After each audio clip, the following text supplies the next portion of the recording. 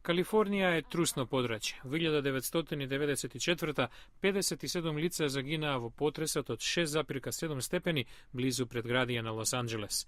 Во 1906 Сан Франциско го разруна катастрофален земјотрес. Стручњаците предвидуваат дека евентуалниот нов, најверојатно од 7,8 степени, би можел да резултира во илјадници жртви и милијарди долари штета. Американскиот Црвен крст продава прибори во случај на таква несреќа. Подготвеноста е клучна, вели Лиса Клинк од организацијата.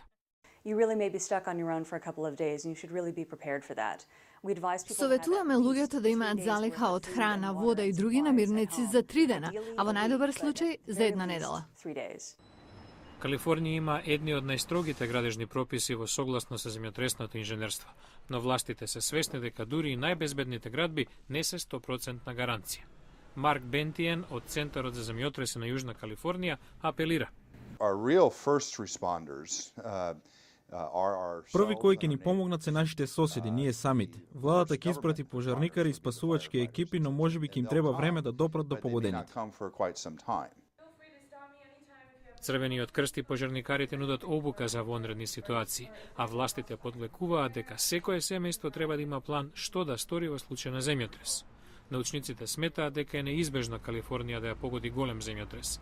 Прашањето е кога точно ќе се случи и, можеби уште поважно, дали жителите ќе бидат подготвени.